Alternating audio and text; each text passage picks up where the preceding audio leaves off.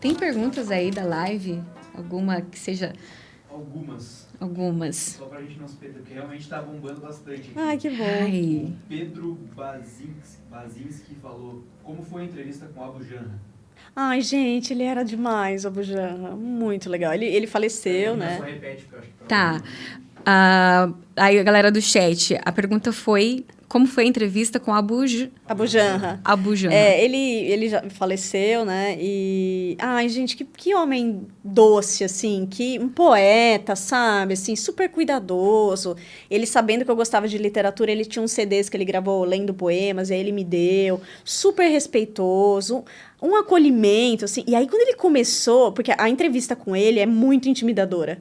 Porque ele faz umas perguntas... Ele tinha um jeito muito dramático, assim, de se colocar, sabe? Você faz porque gosta? Umas coisas assim, sabe? Meu Deus, nervosa, sabe? Mas ele é uma pessoa fantástica, assim. Eu gostei muito de ter sido entrevistada por ele. Ele foi muito acolhedor, assim. Muito legal. Inclusive, você já citou em alguns outros lugares que você é muito fã de literatura. Gosto muito. E, inclusive, Guimarães Rosa, que foi um autor que eu comecei a prestar atenção por sua causa, porque você falou que tatuou alguma frase do Guimarães Rosa no seu corpo. Você já pensou em dar aula de literatura ou você acha que não rola por conta da história? Então, curiosamente, eu cheguei a dar aula de inglês uma época, enfim, durante o meu casamento, mesmo marido americano, e aí eu acabei, enfim, estudei, fiz vários cursos, mas eu acabei ficando boa no inglês e fui dar aula.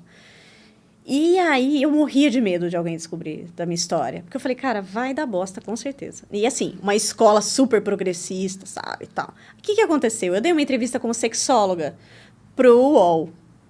E a diretora da escola viu a entrevista e me demitiu. Caramba. Então, assim, é difícil conciliar, sabe, os papéis, assim. Mas quando eu estava na faculdade, eu dava aula de literatura para cursinho, eu dei aula para EJA, né, que é a Educação de Jovens e Adultos, que era... E eu adoro, né, eu adoro ler, eu adoro a força, a palavra, para mim, tem uma beleza, uma potência, né. Todas as minhas referências vieram e continuam vindo da literatura, né. Eu sou formada em letras, então...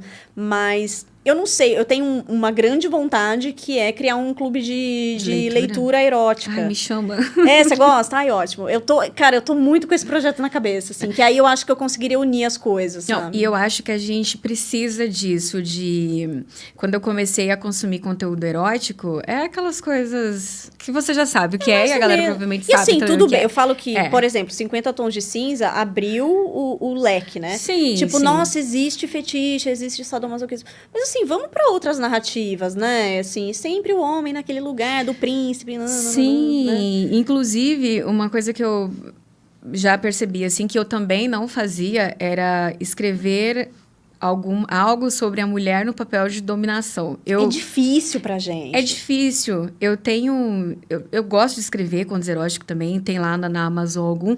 E eu percebi isso, eu gosto muito dessa coisa da dominação.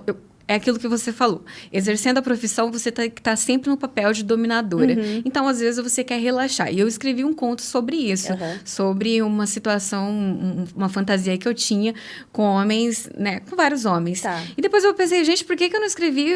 Eu, no papel de dominadora, dominando vários homens. Mas é porque a gente tá muito acostumada com esse lugar. E tudo bem, sabe, assim, não acho que também a gente precisa super problematizar o sexo. Não. Mas é uma nova perspectiva, né? Porque a gente sempre foi colocada nesse lugar. Será que se a gente ficar num lugar mais de sujeito ativo, como será que é?